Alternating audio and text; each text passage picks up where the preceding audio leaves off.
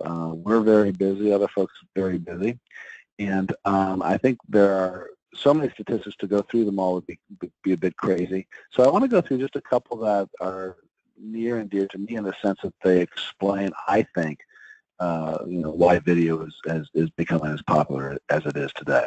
So the first one talks about the popularity of video. There's no doubt about it. More and more companies are moving to video in varying ways. So some people are doing very high-end video. Other people are using their iPhones to do video. But people are moving into the space, which I think speaks to its effectiveness among marketers, especially for B2B organizations. B2C is a whole different sort of ball game in some ways. A lot of YouTube work with that. It's just, we'll be talking mostly about the B2B experience today. And the reason I do it is because it works. So we've got a couple of statistics there about the increase in email opens, the increase in landing page conversions. If you put video into things, it tends to drive things like that. It tends to drive engagement. It is search engines love video. I mean, given two identical pages for of this, such the same information, one has a video, one doesn't. Study after study shows that the one with the video is going to draw more people. And the next stat talks about people would rather watch video, and that's not just executives, but there's some physiological information. I've written a little bit about that on our own blog. That video does a lot of the work for you that your brain has to do in order to consume information by reading things. So it's easier to do, more immediate. It's a better experience for many people, for many things, not for all things. So pricing, complicated pricing schemas and things like that, people want to see things written. They want their tabular data. But for many other things, video really works very well. And then my last statistic, which is my favorite, I've actually read the article written by, I can't remember the gentleman's name, it was a PhD in communications, as I recall.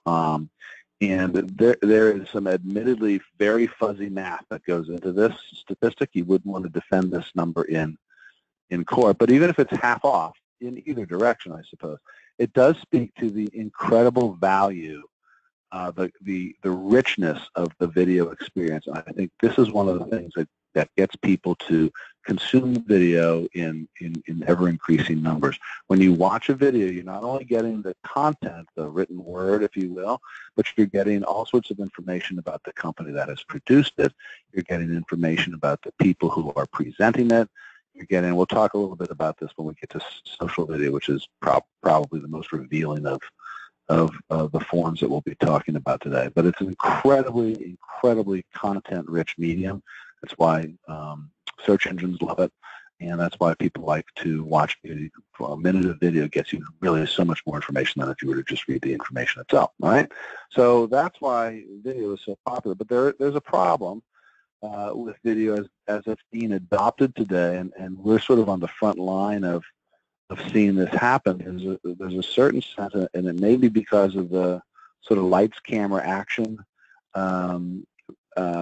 aspect to video. It's kind of exciting, people being on camera. There's lots of equipment involved sometimes, and so forth. So it's all gone to create this sort of aura around video that it's sort of magic, and it can do all these various things. And there are like 5 or 6. If you look at this cartoon, 5 or 6 things that are really wrong with this person's thinking about the way video works. And we're going to go through some of that. In fact, the whole gist of this presentation, the big thing that's wrong with it is people don't think of it as, when you look at marketing, video marketing, they focus on the video, they don't focus on the marketing. So let's talk a little bit about that equation. It is about marketing in most cases, just the way blog posts are about marketing.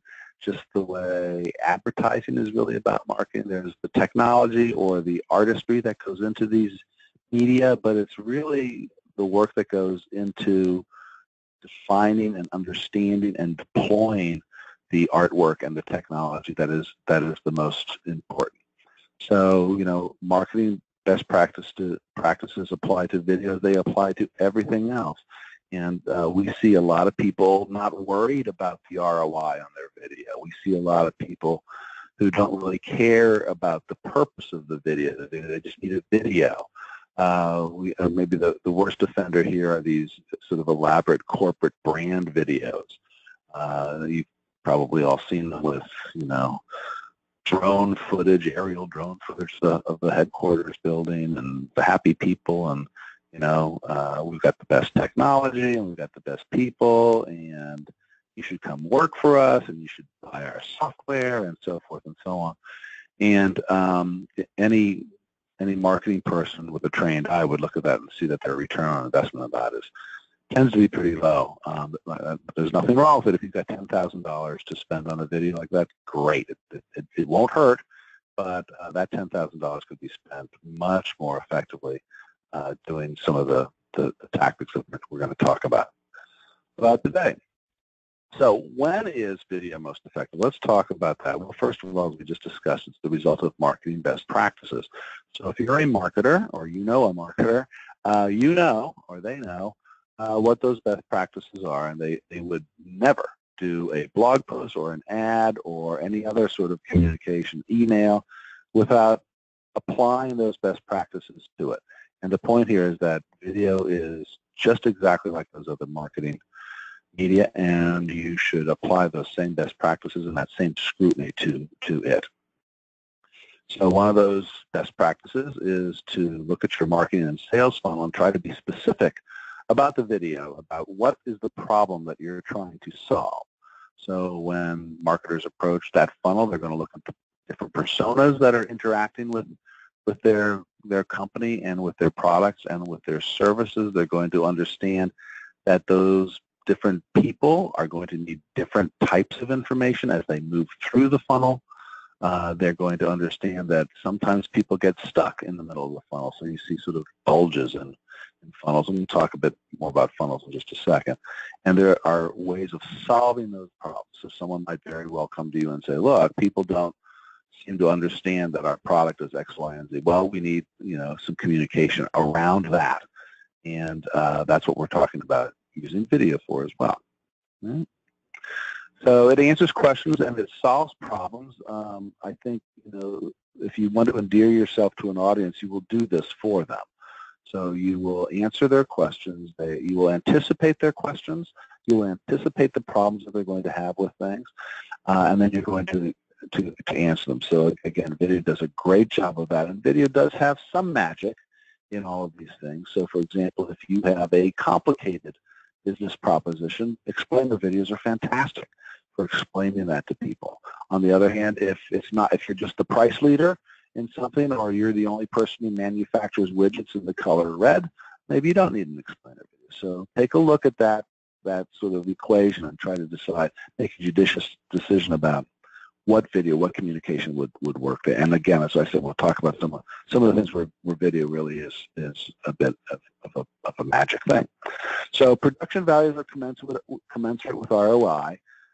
You would never spend $10,000 doing a blog post, and so you should probably be careful about spending your money with regard to video. We see a lot of people spend money where they really don't need to spend money. So competent video, and I mean in focus, audible video of the proper length and so forth, will really get you a long, long, long way. And you can begin to build on that. Our rule of thumb is to spend your money on production value so that it's commensurate with your brand image. So if you're a auto parts store, you maybe don't need to spend as much money on your video as if you are a luxury goods salesperson. If you're doing a high-end jewelry, you're going to have to spend some money on your production values. So you want to see where you sort of fit in that spectrum and spend money on production values accordingly. Maybe the most important thing I would put out is it's deployed in series or deployed in multiples. So you would never expect a blog post or a single ad or a single web page to do all the heavy lifting for you, and you shouldn't think that way about video either. Think smaller, think more targeted, and think more problem-oriented, problem-solving oriented, solution-oriented, and you'll be in better shape than spending money on big videos. And we'll talk a little bit at the end here about how you get your organization to move in that direction. You have to promote your videos. It's like any other marketing asset. A lot of people think that just by doing the video, people will watch it and then do something about it. They won't. Build it and they will come only works for Kevin Costner. And you need to continuously promote these things. So John was promoting the value of his blog at the beginning of this webinar. That's what you have to do. And video is the same way. But I will say the good thing about this is that video is especially good for promotion. So if you're doing email to promote your video, you will find that your promotions, we saw a stat on this at the beginning of the presentation, you will find that people are very keen to open and look at video. And so it's a great thing to promote, and you'll probably be pretty successful in doing that. But you do, in fact, have to promote your video. And then the last thing I want to talk about, this is where the magic of video comes in. Because it is so incredibly rich, because it is so revealing of who you are, people really read a lot into the videos that you do. And there are times, and we'll talk about a couple of these forms, where you want something that's kind of slick, and you want something that's kind of polished. But in many cases, people just want to see your passion. They want to see your sincerity. When we look, maybe the best expression of this is when you look at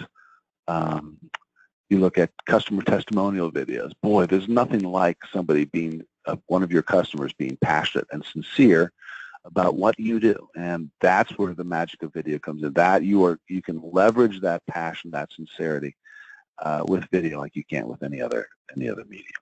All right. So let's talk a little bit about our funnel. So for those of you who aren't in the marketing trade, funnel is sort of the way of understanding your customer's journey from not knowing anything about you to actually buying your product. And there are a lot of companies out there that have gone to great lengths to define their funnels, and we're just going to work with sort of three different areas here. One is at the very top of the funnel, that's top of funnel, awareness, tofu, and consideration, mofu, and conversion, bofu. So you can impress people at the next cocktail party by dropping one of those on them, or maybe startle them even. But those are the three sort of levels of the funnel that we'll be talking about today. So at the very top, people have no idea who you are. They maybe have a problem. They haven't really defined it well, or they don't know that they have a problem. And so they're just sort of poking around, and they stumble across things. They search for one thing. Your video shows up, and it's an opportunity to make them aware of the problem they may or may not have, make them aware of the extent of the problem, and that there are ways of solving that problem. So I can give you a personal example. I was reading not long ago about a new Sony A9 camera that came out, and it solves the problem that a lot of these really big, expensive cinema cameras do. And so you don't need to buy a cinema camera. You can just buy this A9. So, that's interesting. I wasn't in the camera market, but my guess is that there's a Sony A9 somewhere in my near future here. So just a way of getting people interested and get to read about it, and maybe go to the next link to see what else is available. So at that point, you go into the middle of your funnel where you're beginning to consider things. Okay, I need a new camera, and let me think, is the claim that they just made true?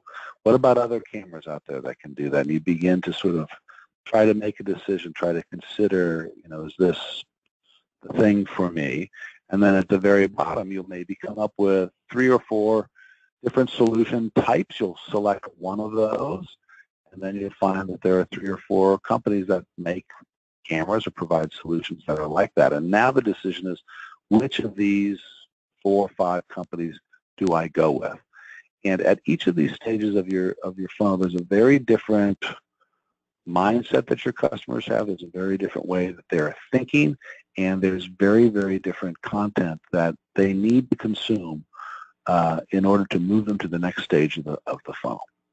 And so that's what we'll go through 5 of these different video types and talk about their application to different parts of that funnel.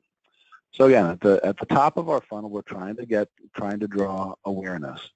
And what you want to do at this end of things is you want to, first of all, make sure that people find your video. So SEO, search engine optimization, is really, really important. So you want to make sure that your title is, reflects your keyword strategy, that what the person is going to say in the video is going to reflect that keyword strategy, and you back that up with by doing a transcript of what they're doing and drop that on the page, other text on the page. So you have an opportunity to really, really pack a landing page with SEO goodness and as a way of drawing people to it. Once people do find it, you want to be, it's a real sort of soft sell proposition at that point. I encourage all of my customers to not mention the name of their product and not mention even the name of their company. So on your website, they know who you are, easily find out what you do. But this is your opportunity to be helpful. This is your opportunity to solve people's problems. This is your opportunity to answer their questions, and as a way of getting people to dig deeper and deeper into your site. So imagine you wake up on a Monday morning, you're getting ready for work, and you realize that your sink is leaking. You've got to fix the sink. So do you want to watch a video about that, or do you want to read about it? You want to watch a video. So you watch the video. Do you want the plumber to tell you about how many trucks he has and how he's licensed and how he can be at your house right away, or do you want, assume that you're committed to fixing it yourself, or do you want him to show you how to fix the sink? So that's where we are with this. We're at the top of the funnel. Answer people's questions and get them the support that they need as they're interacting with you for that very first time. So this is a video that we did with Saver Strategies, and Carl Sumter, who you see there. He's the managing director of that organization. And I sat down with him. I said, "So tell me about your company and what's going on." He said, "Well, we're a new company. We're trying to drive people to us for the first time. People don't know who we are, so we're trying to get some attention." So boom, top of funnel. So here are the three things that are really important to us, and I describe it. First of all, I am not a restaurant consultant. Most of our customers are restaurants, but we're a hospitality consultant. It's very important because we work with hotels and bed and breakfasts and all sorts of other hospitality concerns. So not restaurant consultant, hospitality consultant. The other thing he told us is that, to be a good person in this market, you really need to have spent a lot of time working in restaurants and knowing restaurants. So Carl apparently spent many, many years working in restaurants. So we compete with consultants who, have never been in a kitchen before, and they're advising restaurants on what to do. The other thing is that Carl told me he is the first person, I should say, who has been certified in a new class of management consultancy through Columbia University. And so he brings to the table, professional understanding of how to actually be a consultant. And then the third thing was, let me think, what was the third thing? Can't remember what the third thing was, but there were a series of things that he defined himself as. So we went out, we did our SEO research for him, and we found out that, in fact, there are twice as many people searching for restaurant consultant as there are for hospitality consultants. So we had to apologize to Carl and tell him that, in fact, he was going to have to be a restaurant consultant, at least for the purposes of these videos, to drive more people to his website. And then we came up with the idea of asking, how do you, and the title of the video, as I recall, was How to Hire a Restaurant Consultant. And as it turns out, the three things that you're looking for in a restaurant consultant are the three things that Carl does. So you have to sort of almost reverse engineer, because if we had done a video about here's why you should work with Saver, you would have gotten people who aren't interested. They're not there yet. They're trying to get answers. They're trying to figure out how to solve a problem. So the hope was that they would figure out how to solve this problem, and they would then hire Carl as somebody who seemed to be a smart guy and knows what he's talking about. So that's exactly what happened there. So real soft sell at the top end of the funnel. Answer their questions. Get to the bottom of what they're trying to discover. Right? Social streaming. This is so hot right now, and I'm really excited. I think it's just a great thing. So this is, you may have heard of Facebook Live. You may have heard of Periscope. So there are ways of actually tweeting, or not tweeting, but sending live video to these different social media outlets. And Facebook Live is the one that we've had the most experience with. They really, really value live video as opposed to canned video. So rather than shooting a video and putting it up on Facebook, you'll get a lot more people watching it if you do it live. Having said that, we've had most of our success with doing live video, but then people end up watching the video after the fact. So they end up watching it not live, but we get the extra bump from doing the live video. I have to apologize. Somebody is mowing the lawn near me, so that's what that noise is.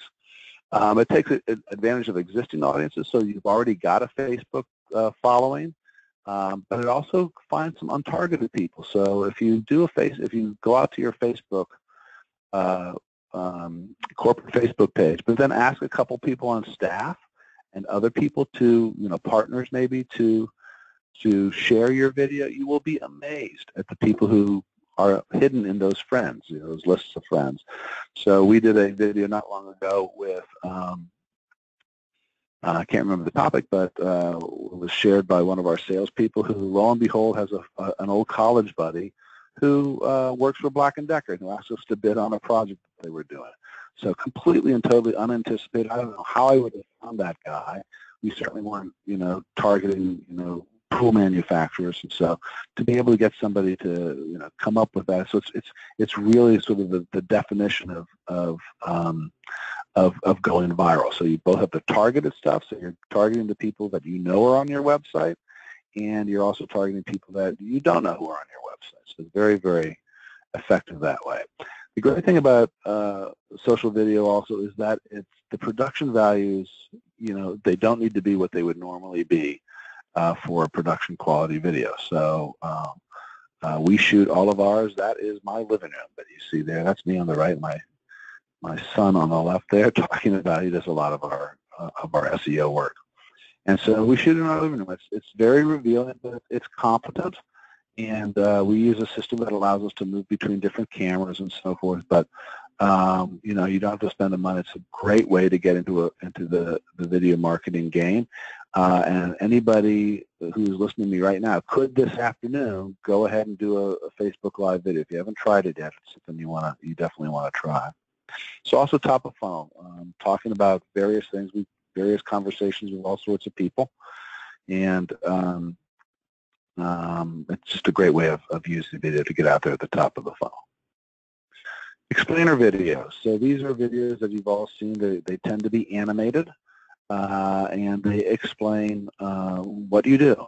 Now, I will say this, that I think a lot of these are overused. If, as I said, you're a widget manufacturer and your claim to fame is that you're the only ones who make widgets in the color red, you probably don't need an explainer video. They're not the best way to explain sort of simple things like that. They're a great way to explain things. Like if you've got some way of turning the financial world on its head, you would do your audience a great favor by creating an explainer video that explains to them how the whole thing works, because video, again, is this incredible ability to use not only text but also images and diagrams and so forth to talk about things. So explainer videos are great for that. Live action also works well. They tend to be animated, but live action does work pretty well in these things. So to disperse a live person talking with a chart and graphs and so forth that explain the main concept is another way to go. So I tend to suggest to people that they stay away from character-based explaining videos. These are the videos that start off, this is Bob, and Bob is trying to book a restaurant for the night. They're a little passé at this point, especially for B2B. So if you've got an app that you're pushing, they still tend to work there. So just stay away from the character-based stuff, and also watch out for explainer video mills. We're beginning to see. I got an email from somebody who wanted to, for $79, I could get a 1-minute explainer video. The quality there is going to drive you crazy. They're going to sucker you in. It's going to turn out it's going to be for the first, minute, but it doesn't include titles and things like that. So you want to stay away. If you're going to do an explainer video, a great way of of working things in the middle of the funnel, top of funnel to middle of funnel, to explain to people who now maybe sense that they've got an issue and they're trying to understand it. So great way to go with explainer videos, but spend the money for a reputable firm that can help you do that the right way. Another middle of funnel thing are any sort of promotional videos. So video here is for the Higher Logic Hug Superforum, and they tend to be a bit more energetic. They tend to be a bit more polished. They tend to be a bit more scripted, and kind of fast-moving, because you're trying to generate an emotional response from people. So in this case, it's like, look how fun this meeting is. Boy, I want to be at that meeting. It's very valuable. I get CAE credits, all that other good stuff. So very quickly sort of moving through that information, getting people excited and so forth. We do a lot of these for meetings. We do a lot of these for products. So people want to introduce a new software, and especially with we just did one for Aptify. Many of the folks on the phone might know Aptify, so it's another AMS product, and lots of features in it. So how do you move through all that information in a quick way? So promotional videos are great for that middle of the funnel to get people interested, now making the switch from knowing that they have a problem into maybe these guys can solve that problem for me. Very targeted. Right? Then at the bottom of the funnel, and again, as I said, I think this is maybe the most perfect expression of the value of the video is the testimonial video. So we have done many of these. We sit in a room with our clients, and we ask them questions, and we have a methodology for going through that. And every now and then, it's happened, like I think on 2 occasions, we've actually had our client in the room there. We generally don't do that, but at the end of both of those sessions, after the customer answered our questions, I turned around to our client. I said, "Is there anything we missed?" And he said, he said, I can't believe you guys feel this way about us. It was a very positive testimony. Obviously, you don't want to go to the people who aren't happy with you, but these people, they love the work that these guys did. I think the quote was something like, "Look, these guys showed up at 2 o'clock in the morning before our annual meeting and fixed this thing that we were," he said, "they saved us. They made all the difference in the world." And so you do have customers out there who are not only happy with what you do, but who actually love what you do. And it's especially the case for association. The people, the association is their lifeblood. That's their connection to the industry. And getting those people on video is fantastic. Getting their written testimonials is great, but when you see a really good video testimonial, I'm a good writer, but I'm not that good. I mean, when somebody looks into that camera and talks about what you mean to them, it's incredibly effective. And this is great now for the bottom of the funnel, as I said. So this is where people now have an awareness that there's an issue that can perhaps be solved. They know that there are a couple of different ways of solving it. They've decided on a way to solve it, but they're now deciding which of the 4 or 5 vendors can do it. This is bottom of funnel. Now they're looking to actually make a decision between one of those 5 vendors. And a good testimonial video like that can really put you over the top and get that person to actually convert to be a customer. They want some of that juju, they want some of that magic that your customers are talking about. And just a great way to get people to make decisions. So here's a very good example of putting this stuff, promoting testimonial videos. You can promote anything you want, but you're going to, promoting this to people at the top of the funnel doesn't really work, because they don't know they have a problem. They certainly don't know that you're the one to solve it for them. And so by understanding that customer journey as they go through that funnel, go through that process of discovery, and get to the bottom and hear what other people say about you, it really is, it's magic stuff. So very, very good stuff there. All right. So let's talk about our 5 tips for better video. I've got 2 more slides here, so if you do have questions, now is maybe a good time to start putting those up there. So a lot of people want to do do-it-yourself video, and there's a lot of video that you really can do. I don't think you have to do all of it yourself, but I certainly don't want to put myself out of business. There's some things that most people don't want to get involved with. Certainly if you're doing a a Super Bowl ad, you probably want to hire somebody to do that. But there's a lot of other stuff that does work. So as I said before, master the basics. If your videos are out of focus, you know, the exposure, I can't see people, and the audio is bad, it's just a non-starter. So master that. If you're using your iPhone, forget the Sony A9. If you're using your iPhone, get that part right. Okay, get your exposure right. Make sure your audio is good. That often means finding a different microphone that plugs into your iPhone in that particular case.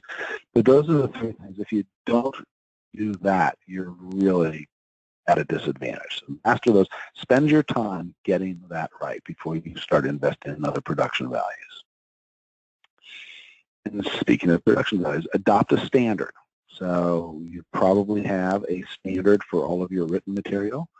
If you think most companies of any maturity have a brand guide, you know, a logo guide, and so forth. So figure out what that is. Make sure that you want to adopt a standard for production values that matches your brand. Just like anything else, you don't want to take somebody from your main website to your learning system and have it look completely different and like it belongs to some other company, or take people from your main website to your e-business portal and have it look completely different. You want these things to look the same, and so you want to spend your time making them look that way. And for budgeting purposes, you don't want to spend any more money beyond that. And I can tell you, you can spend a ton of money, as you probably can imagine, in video, and in many cases on video that people really aren't, you know, isn't going to really make that much of a difference. So figure what your standard is, adopt that standard as you've already adopted the standard for your website and for your written material, and go to that standard every time. Don't go up, don't go down, or at least make a concerted decision, you know, a formal decision about changing those production values as you go. You can always add production values as long as you're getting your focus, your exposure, and your audio right. You can always add things incrementally and move your way up. But generally, the idea is to adopt a standard and stick with it. Keep it short. I was talking to somebody the other day, wanted to do a 20-minute video, and I was like, wow, that's a really long video for marketing purposes, right? So I mean, if you're doing courses and so forth, like that makes sense. But for marketing, the rule of thumb is 2 minutes, and a lot of people will argue with you that that's too long, 90 seconds to 2 minutes. And that's unfortunately where our attention spans are today. And if you want to talk about you and how wonderful you are and what you do, people are happy to give you 2 minutes. So that 2 minutes comes from countless videos done by or hosted by a company called Wistia. That stayed pretty much consistent for the last 6 months, 8 months, something like that. So 2 minutes is where you want to be. And so, again, you want to work on your script. You want to work on what you want to say. You want to really, you know, sharpen your pencils to make sure that you're saying nothing more than what needs to be said. Work that into your videos, and you'll be good. Shorter is better. Now, having said that, if you've got great content, then, you know, it's as long as people are willing to watch, and you will get some people. If you have some entertainment quality to it, I used to do a shoot video at the ASAE annual meeting and their tech conference and so forth, and we try to keep these videos to 2 minutes or thereabouts. But if I could get 3 people who were kind of entertaining and had differences of opinions and do panels, people watch that for half an hour. So you'll have to experiment with it, but by and large, the rule of thumb is to keep it short. And I should say that, and I may have already said this, with social video, for some reason, people are willing to watch longer social video. So Facebook, I believe, their recommendation is that no video should be less than 10 minutes. And it's pretty easy to go 10 minutes of just 2 people chatting. You might think that that's a long time, but it's actually easier to go long than it is to go short, just as it is with writing. So be concise and so forth. In most cases, keep it short. Include a call to action. So you want people to do something, right? You don't want them to just, you're not in the business of entertaining people. You're not in the business of throwing ideas out there for them to go off and use with some other organization. Get a call to action in there. So, you know, read our blog, contact us for more information. Check out this next video series, things like that. So be verbose about that. Tell people what you want to do in your video. Just as again, we're talking about best practices here for content. So good call to action is the way to go with this. And you can do the call to action in numerous ways. You can tell them about it. You can use it as a lower third, which is the script that appears at the bottom of your screen. Or you can do both, but make sure you've got a good call to action in there. And then finally, use a video hosting platform that you control. So nothing wrong with YouTube. YouTube is great if you want to build a following on YouTube, but all the magic probably happens on your website. So my guess is that people are registering for courses on your website. They're registering to go to events on your website. None of that's happening on YouTube. And so if you're just in the business of getting the word out there, there's nothing wrong with that. Go ahead and do that on YouTube. But you're going to have to be able to drive people to your website eventually. Secondly, you don't control the experience. So the viewer on YouTube looks like a YouTube viewer. It doesn't reflect your brand colors and your brand look and feel. You have no control over the advertising that runs before your video, after your video. You have no control over the videos that pop up for people. So it's very popular on the one hand to watch your video on YouTube and then have a cat video appear as the next video. Or even worse, it's possible for your competitors to actually target your videos for their advertising. So you talk about the great events that you do and the great content that you have, and the next thing you know, boom, there's an ad that follows that to actually go to a competitor site. So go to invest in a video hosting platform. We use a company I mentioned before called Wistia. Vidyard is another one. There are all sorts of these out there, but whichever one is right for you, make that investment so that you can actually control that experience. You can also control, like halfway through the video, you can stop the video and ask for an email before they continue. You can do a lot of things like that. So check those out as a way of a place to put your video. You're going to want to do that sooner than later. All right, so those are my tips. Then finally, lots of information. I realized that would have been even more with the videos showing. I was a little bit long with words here today, but would have liked to have those videos do some of the talking for us, but that's where we are. So lots of information, as I said. And so when you look at this, there are really sort of three strategies for approaching this, and this will make sense to people on its face. You can do it yourself. All right. When I started the video program at Personify, we decided to do it ourselves. So I can speak from great experience that was a mistake. It took us a long time to get things up and running. When I first introduced to my staff that we were going to do 3 different programs every week, I thought there was going to be mutiny in the marketing department. We worked our way through it, very talented people over there and hardworking. We figured things out, but boy, we could have been a lot more effective, a lot faster, a lot sooner had we worked with an agency to provide some of that help. Which is your second option. You can work with an agency, and you're going to pay more, but you're going to get better quality video. I would say this, that if you're looking to go into this space, work with a video marketing agency as opposed to a studio, at least at first. So they're the ones who can help you really sort of match your video with your funnel, so that provide you with a strategy. The studios are great at actually doing the magnificent work that some of these studios do. I'll tell you right now, much better than the work that we do. I refer people to studios if they're doing, broadcast advertising and things like that. So just incredibly creative people, but probably not so strong on the marketing side of things. So if you're doing video marketing, work with a marketing agency that does some video, and then they can recommend you or put you onto some of the great studios if it's beyond their capabilities. And then the third thing is to do a hybrid approach. So you do a little bit of both. We work with some companies where we come in on a regular basis and they're doing it themselves, but we do all of their editing work, for example. Or we will come in and we will help them get a studio set up and things like that. So, and sort of support them as they go through the process of learning stuff. So doing it all yourself is doable. You want to make sure though that you've invested some money in mostly somebody who knows what they're doing, so somebody who has done video before and can advise you that way. But it is possible, certainly with video streaming for social. There's no reason everybody shouldn't be doing that right now with their iPhones. It's great stuff. All right, so those are my the three strategies there.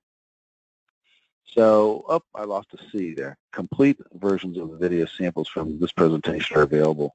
If you go to learn.podcastmedia.tv, so forth and so on, you'll see all the videos that I talked to. They're complete high-res versions of those videos. We also have other videos. If you visit our website under our work, you can see the other sort of stuff that we do. And then to get hold of me, you're welcome to write to me or to give me a call.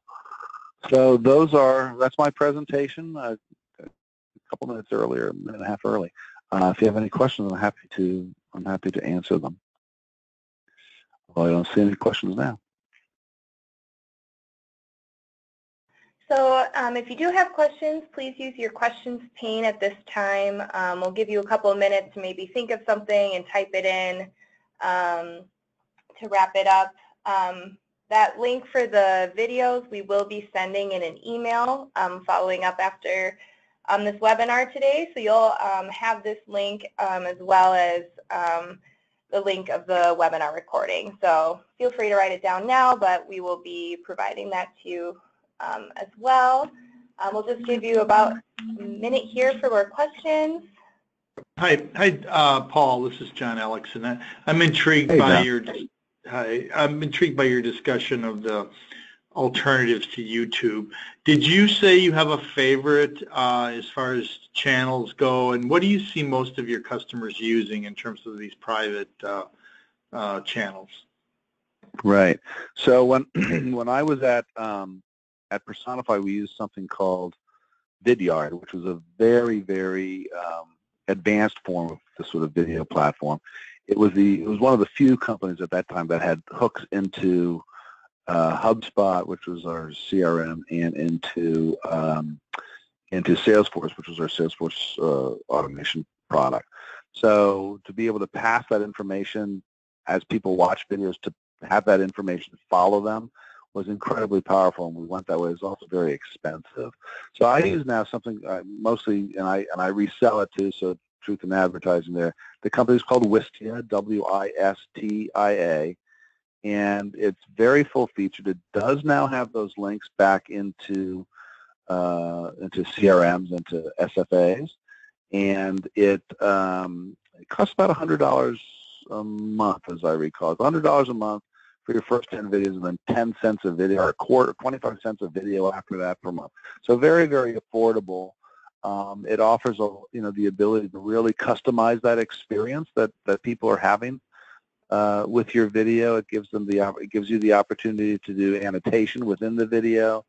So you can see people doing Wistia videos, and they'll say things like, "Click here to get the report." And a link will appear on the video.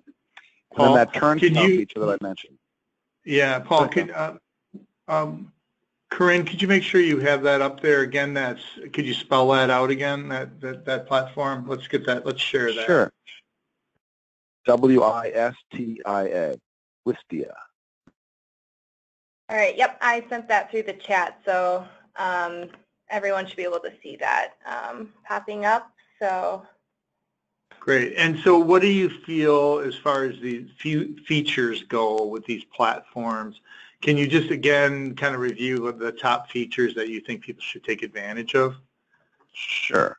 So the top feature is making the viewer look like your website. Okay, so they actually store the video, but the viewer is on your website. So if you have a lot of video, you're not slowing down your website. It's all being served up by them. And it looks like your website. If you use a video that is on YouTube, it has the YouTube logo on it. And it's all about promoting YouTube, which is, again, fine, but not ideal. So the ability to customize the viewer, The second is the ability to use things like annotations, as I was saying earlier, so the ability to put links actually in the video that the person in the video can refer to and point to links that exist in the video. And then my favorite is it's called the turnstile. I mentioned this earlier. If you have a piece of really good content, you want to put this you can put the turnstile in it. About 20% of the way through the video, which is the example that typically what we do. And it'll pop up and it'll say, I hope you're enjoying this video. If you'd like to see the rest of this video, please enter your email address. And you can either enforce that or let people skip through it. But it's a great way to add to your mailing list for people who are watching your videos. We have a company that is a tax lobbyist here in DC, and they've done a series of videos about where the president's going with tax reform, so forth and so on. And people are really keen to get this information. It's really important to their companies, and to stop them 20% of the way through usually, and say, hey, give us an email address. We've been very lucky in getting and building up their mailing list by doing that. That's called a turnstile. And my guess is most of these companies have that. Paul, one of the I used to own a video company in the 80s and was in the video business, and the costs were pretty elaborate. Elaborate because you needed large crews and lighting and such. And I know that's all changed today.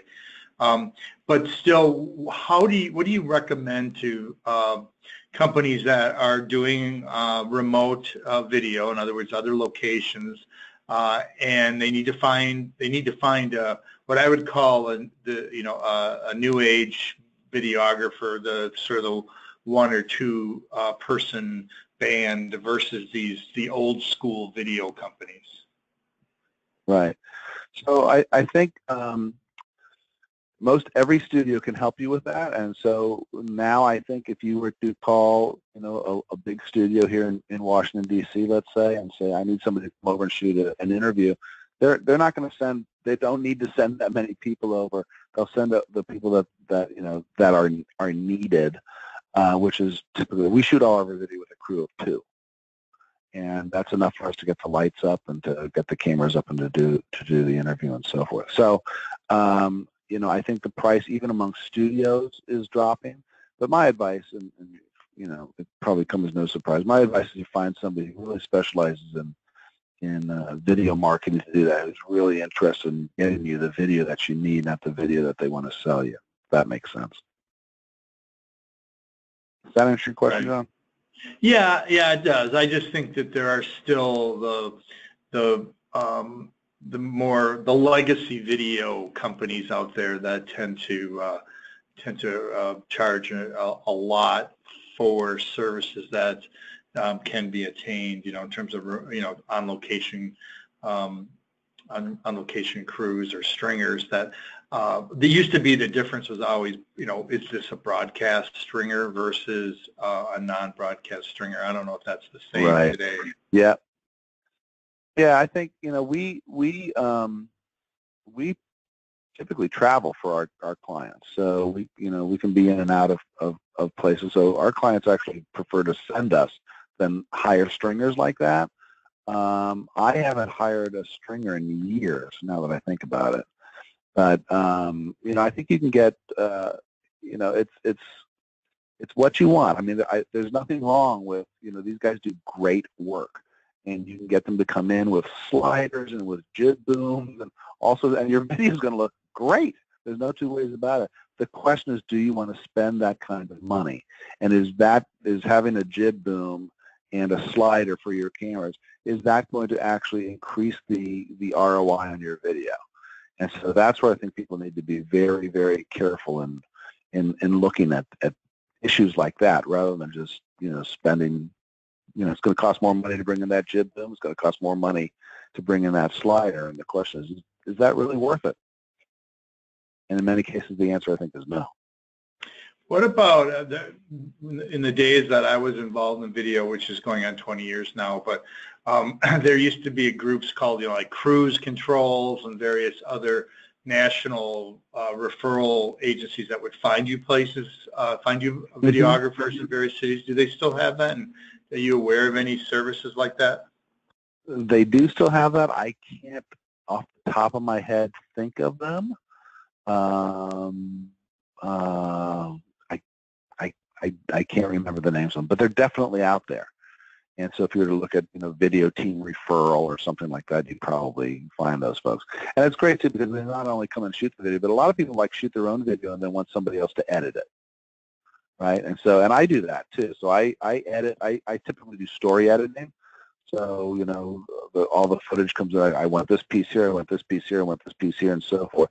But then I send it off to an editing, in many cases, probably about 50% of the time, send it off to another editor who does finished editing, like does really nice cuts and really nice transitions, and builds the animation stuff into the front and the back with logo pops and lower thirds and things like that. So there is absolutely a way to sort of break this into its component parts and find the people that you're more comfortable doing this part yourself, and other people are better at doing that part. So that is out there. I'm sorry, I can't off the top of my head think of the name of that referral service. Right.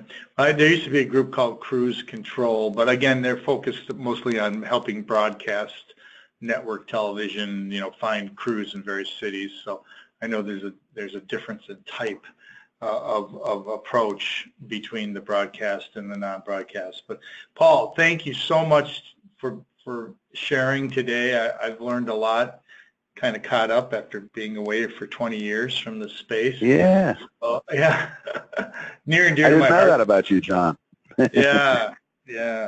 So, but I John, do. We actually have one question here, Paul, for you. So Kevin has asked, do you have any tools you would recommend for animated videos?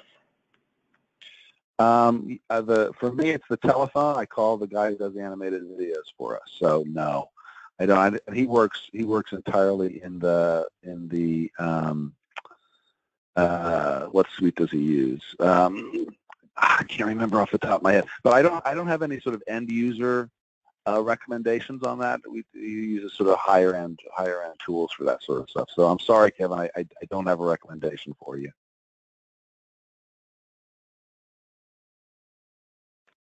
All right, well, it doesn't look like there's any more questions, but thank you again, Paul, so much for this presentation. It was very informative.